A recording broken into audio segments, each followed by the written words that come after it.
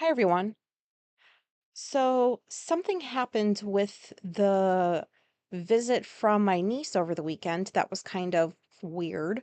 Well, actually, this happened yesterday before she left.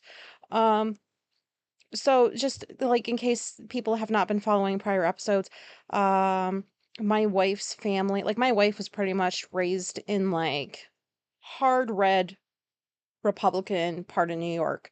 Um, And I lived there for a handful of years when I got out of the military because that's where my parents were at the time.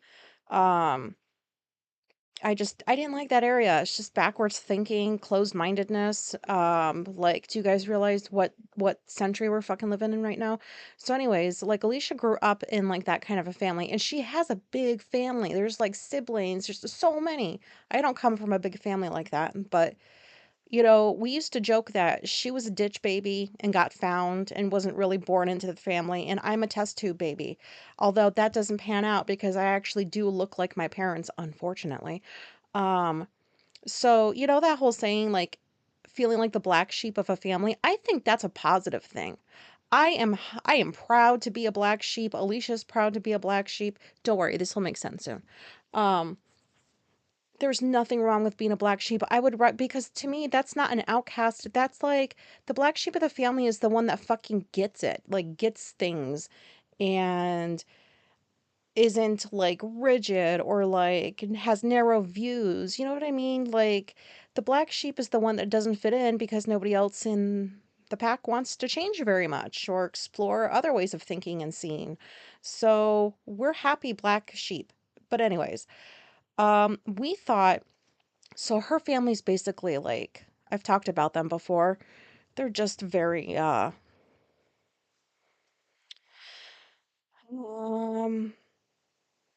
just very I hate being the political, but just very like deep red. And so I thought her sister was the outlier along with Alicia until recently. Her sister has a couple of kids. It's the ones that take turns visiting every month with us. So this time we had the 11-year-old and um right before she left yesterday, like we were looking through some book that she brought about how to draw for kids, and at the top of every page was some fact about something. So like one of the facts, because she was reading them to me, one of them was about the first person on the moon. And as soon as she said that, she started laughing. She's like, "That's all fake." And then she started to move on to the next page. I was like, "What's fake?" And she goes, "The moon." And basically, she thinks that, oh my God, she thinks that the whole trip to the moon and how, people took steps on it and da da da da da, that was all made up. It's not real. She's a flat earther. Can you fucking believe this? Like a child. Like, because I don't know how we got onto that, but she's like, yeah, the world is not round. And I'm like, excuse me? Sorry that this is jumping around, but like we were sitting in like Alicia's room and Alicia was in like the other room and Madeline's like, yeah, um, I don't believe that anybody ever has gone onto the moon before. That's not real. I don't, the world is definitely not round. Like it's totally flat. And I'm like, no, it's not. And she's like, yes, it is. And I'm like, are you being serious right now? She's like, yes. And I yelled for Alicia. I was like, Alicia, you need to get over here, please. And I said, your niece is a flat earther, which means your sister is. And we thought her sister was like kind of like a normal one. Come to find out, no. So I guess like, cause the kids are homeschooled. That's what she's been teaching them. Where the fuck she gets her information from, I do not know. But yeah, so anybody that lives in the States that's familiar with like the dumbass politicians we have, um, there's this one lady, Marjorie Taylor Greene. I fucking hate her. She is evil. She's just straight up evil. And for some reason, she popped into my mind when Madeline started talking about the world being flat. Um, and I was like, "Oh my God, Alicia, like I didn't say this in front of Madeline, but I was like, is she gonna grow up to be like a Marjorie Taylor Greene? Like, what the fuck? I did not know that these kids thought this way. So Madeline tried explaining to us that the world is flat and blah blah blah, and she tried to give us, I don't know, whatever examples made sense to her.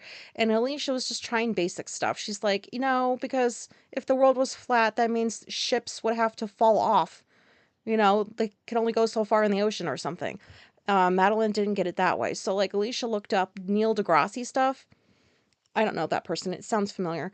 I guess this is somebody that knows stuff about things or whatever and did some talks about like the world. I don't know. I don't fucking know. She just put that video on and was like explaining things to Madeline, showed her other resources, and we're not sure that Madeline believes us. So, and I was not about to talk badly about her mother, but right before Alicia left to go bring Madeline back to her mom, I was like, "Are you going to say anything to your sister?" And Alicia's like, "I don't know." And what is so frustrating is her family is the kind that like it's weird. I don't know how to explain it other than like I can't imagine having a sibling think that way and me not saying anything to them about it and not asking them about it. Like where did this thought process come from? Blah blah blah. Alicia doesn't do that. Her family is very okay with like not really addressing anything. Um, so I said you can't just like let this continue. Like you got to say something.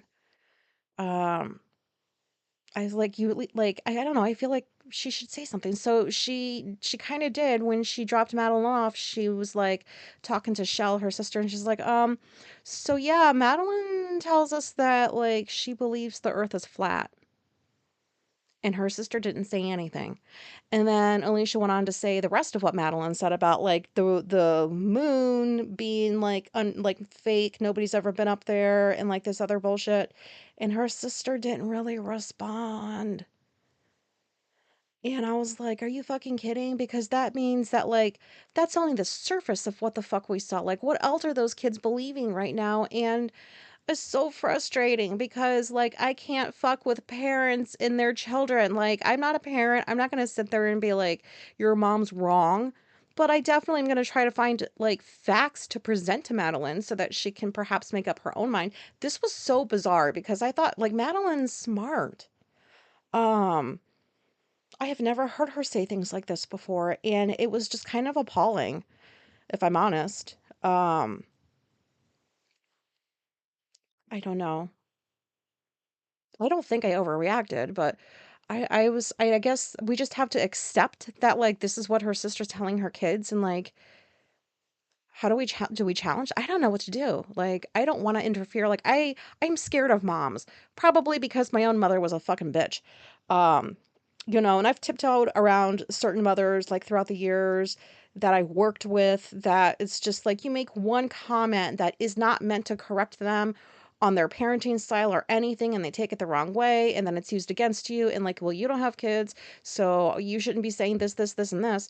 I disagree to an extent, but like I have been very careful to stay away from that stuff because I don't want to be that person. But then I hear that like my niece is being fed bullshit about the world, and that doesn't sit well with me. And so I wonder, because like Bella is coming over, she's the older one. She comes over next month, and I wonder like, does she believe this shit too? Um, So I guess the only thing I can do is like I just, throughout our conversations like with the kids, like I pick up different things. I ask questions a lot. They ask questions to me a lot. So I'm just going to start asking more specific questions to see like where their minds go. I'm not going to mention their mother. I'm not going to say your mom's wrong. I'm just going to say, well, this is what like the majority of people believe to be true because there's evidence and here it is A B C and D. Like I can't not say something, right? I was just so shocked. A flat earther in her fucking family? That means like they're all like that, I think. Oh my God. Good thing I don't talk to mine at all. But anyways, I just wanted to get that out of my head because I could not believe I could not believe it. I've never met a flat earther. I did not know that the first time I would meet one, it would be in the form of a child. So, anyways, I got on here today to just remind everybody Not that anybody cared for a reminder that, like, I am still I'm always lost, and I was thinking about it. I don't know why, I just think about random things. But I started thinking about, like, all the different situations throughout my life where I felt lost, whether it was, like, in conversations or in actual physical spaces or, in a number of other things, and that all of these years later, I'm still lost, like, with the same things, like, and I think I just have to accept that I'm not going to be able to find places easily. I think this is, like, kind of doesn't make sense. So, like, for example, um, grocery stores. Like, when I would go into them, they're mazes. I don't usually look at the signs. I'm only talking about this because, I felt like I needed to, I wanted to, I suppose. Maybe I think if I say all this out loud, then these things will get easier for me. Maybe that's like part of it. But also, in case you're somebody who's perpetually lost, it's not just you. And so, grocery stores fucking blow. I don't pay attention to, like, aisle signs. I don't look up and, like, I mean, I do sometimes, but I think they're so hard to figure out, especially when the layout changes, like, twice a year, which is fucking weird. Like, layouts shouldn't change that often. Like, you obviously don't know what you're doing. I know I've talked about some of this stuff before, so it's not lost on me that I'm being a bit repetitive here, but, um, we really need to figure out these grocery stores because, like, I am very good at making small places work or any place work with, like, um, spaces and stuff. Like, I really should have been, like, some sort of interior designer, but I don't have patience for that, and it seems pretty boring, but, like, I've always been able to make, like, tiny spaces work very well and feel big, because when I got out of the military, I lived in several different apartments before we got into this house, and the apartments were tiny, and I don't know, like, I kinda liked tiny places because I felt, like, more secure and safe and cozy, and I have lots of I don't so much anymore, I've gotten rid of things over the years, but, like, I used to have a lot of things that, you would never think would fit inside a small apartment, but it did, and I made it work, and it looked great. Didn't look like a hoarder's house or anything. Um, so, like, I can walk into stores, not just grocery stores, but, like, any store and, like, immediately see, like, this is not working. Why is this here? Like, why did they put that right there where people walk? And it is so frustrating. And so, like, when some of these layouts change a couple of times a year, I'm like, did you people not figure this shit out yet? Like, how are you not knowing how to set up a store and, like, make it flow well? Like, I don't understand. Um, so I'm always lost in stores.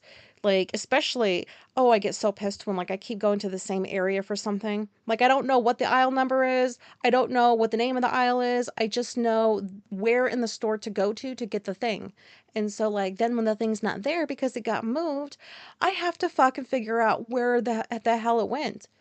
And sure, I ask store employees, do you know where this is? But, like, I can't do that for everything. Because I might as well just have them go shopping for me, you know what I mean? But anyways, those are kind of dumb. The layouts need to be much better. My opinion on this has not changed. The VA, the veterans place, I don't even know if we have a hospital down there in Syracuse anymore.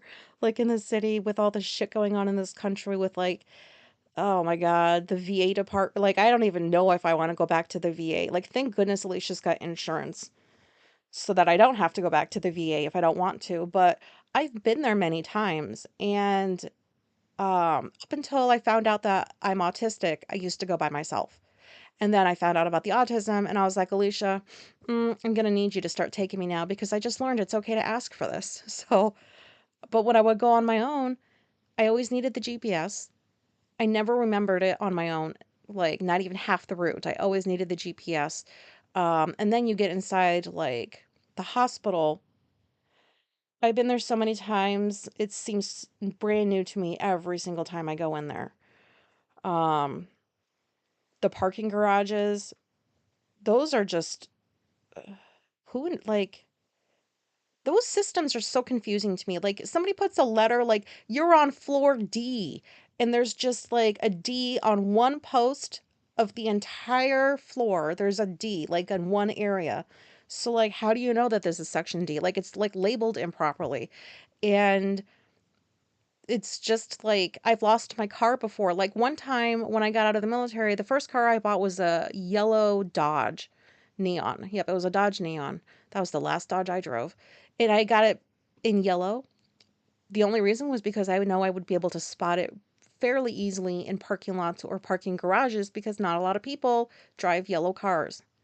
So it was like, catch 22 because I don't like sticking out like that. But at the same time, I don't like wandering in parking garages trying to find my long lost car. And I don't like pressing the panic button and like me because I'm trying not to draw attention. Anyways, parking garages fucking suck too. Um, we've lived in Syracuse here for 13 years, I don't know, and I still don't know how to drive around the majority of the area on my own. Like, I can drive myself to, like, the same places I go within a 5-mile radius, but beyond that, I don't know where I'm going. I don't the traffic confuses me, the signs confuse me, the where I'm supposed to turn confuses me. And the sad thing is that I'm always with Alicia when we go out to, like, different stores, other parts of Syracuse that I have seen hundreds of times by this point that I still would never be able to navigate on my own, even though I'm in the car with her and I see all of these things. I can't, it doesn't click in my mind. So there's this, like, pretty, I guess it's a pretty well known boulevard. It's Erie Boulevard in Syracuse. Um, it's supposed to be a pretty easy place to navigate. It's just, I mean, it's just long roads. All you got to do is turn off on those roads to go to stores. Like, it's a really easy area to navigate, but I find it extremely difficult. And I used to be really embarrassed by this, but now I know it's just something that I'm going to have to deal with. And it's the anxiety is so bad that, like, I refuse to go to, like, if I wanted to go to my favorite, like, soap store, Buff City, I'd have to get Alicia to take me because I'm too scared to go on my own because I don't like being lost. Even with a GPS, I get lost. Like, that's a whole thing. But anyways, so that I guess I'm just gonna have to perpetually use GPS for the rest of my life to go to places I have been so many times before. Um, Back in the day, like when I was in the military, the one thing I did get through pretty easily was airports. I'm just checking my time. Okay, 17 minutes. So like airports in my 20s were pretty easy, for the most part. Now, I mean, I haven't been to an airport since I got out of the military, so, like, I know for a fact I would not be able to navigate an airport at this point in my life. I just wouldn't be able to because I just no. So I don't know how I got through those, but I did because I was on planes all the time in the military. Um, in non-physical spaces, like, other things I feel lost in is, like, when I used to work with people and, like, a supervisor would say that dumb phrase, "Let's circle back and touch base offline on this." Like, what does that mean? Is that a sport? There was never a clear definition for what that phrase meant other than it sounded like, "Let's hope you forget that I said this and, like, we'll not talk about this again." Like, I don't know. There's so many, like, weird phrases that made no sense to me that coworkers just kept repeating like they were lemmings. Um, so, like, that stuff I was always lost with. Like, I just ugh, no, thank you. Um, Places like Discord, like, I find chat threads, is that what they're called? I'm so old. Um, like just Discord. It's so confusing to me. I don't know how to keep track of, like, where did I say that comment? Like, where do I go to see what that person's response was? Like, there's just so many like, I just get onto Discord and it says you have like 67 new messages since whatever time. And I can't even understand them as I'm flipping through them. Like, I don't know if that makes any sense. It's just chaos to me. And along the same lines, platforms like LinkedIn, which is the worst, in my opinion, Quora, Reddit, like, I am on those spaces and I don't use them properly. All I do is post shit there in case it helps anybody, you know? That's all I know how to do is just post articles every so often or posts or whatever. I don't know how to do the answer question thing. I don't know how to like what subreddits are and like how to find different spaces and stuff. It's so confusing. I don't know. And so like I feel bad sometimes because people will find me like on Quora and Reddit. I'm just on my own, which that's okay. I'm still gonna post there. But like LinkedIn, everybody found me. So I feel kind of bad that like I didn't make more of an effort to go like connect with people. I just don't know how to do that. I don't know. When I like look at these places, like my mind just it's just chaos. It's just anxiety. And LinkedIn is I don't want to be really it was pretty shitty in my opinion. Like just the layout. It reminds me of a really bad store layout. Like how is this still like this? How is this not improved? Why can't I figure out the messages section? Like, can't I group messages and different things? Like, I don't know. It's just not very intuitive and it's irritating. And I'm not the only one that feels this way. And nothing's been done about it. Um, in England, oh my God, like when I first got into the military, like I was in England for the whole 5 years I was in there. So I was early 20s. And I lived on base in the dorms for a while, and then I was able to get a place off base because I was tired of living around people, and I worked overnight, so like when I was trying to sleep, they were all out there partying and you just couldn't escape it. So I finally got a house off base, and it was 25 minutes away from the base, so it took a while, and there was no GPS back then. It was MapQuest. That was it. You had to print off directions and hope that you could follow them. And I'm not good at following maps, so MapQuest really did not do a whole lot for me. But I tried as best as I could. And so like I got into this new neighborhood and I don't think at that point in my life I realized that I really don't know where I'm going most of the time, even if like I've been there multiple times before. So like at night, I remember like this one time Um, I went to a friend's house because she had gotten a house off base too, like right around the corner from me. So like I went over there the one night and I was relatively new to the neighborhood, like maybe had been there like a few days. And it was dark when I left her house. And I just remember like not knowing at all where I was. And I was walking because she lived so close. And so I remember it was like this big dilemma, like, okay, I know I don't live that far from here, but like the houses look the same. I forgot my address. I'm not sure how I'm going to get back unless I just start looking for like what might be my car. It was really just a couple hours later. Yeah, it was a couple hours. I don't know where I walked, but I ended up back in like kind of the same area. I went to a house I thought was mine and I let myself in. And it was not my house. I scared somebody inside. It was an older lady, and I was like, "Oh my God, what are you doing in my house?" And she's like, "This isn't your house. This is my house." I was like, "No, it's not." And then I was like, "Oh, my house is like across the street. Thank you so much." And I'm so sorry I broke in. And then I was like, "You really should not leave your door unlocked at this time of night." You wouldn't be able to do that these days. Like these days, they'd be calling the police and, I'd be like some creep or whatever. But like it was mortifying. And the fact that I lived across from that lady for like the following 2 years, oh my God, I never got that out of my mind. I always just assumed she thought I was a creep. I don't know.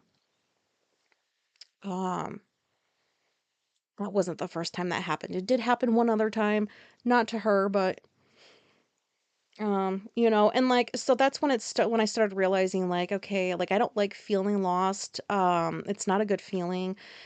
So I would start like writing everything down, like landmarks. I would draw myself fucking maps of like the neighborhood like in my mind of what I thought the neighborhood looked like and try to like draw arrows to like okay, when you turn in here, this is where your house is. Like it was ridiculous. It was like a whole thing for me that I never told anybody about until just now. I'm gonna move on. What else? Whenever somebody asks me, so what do you do?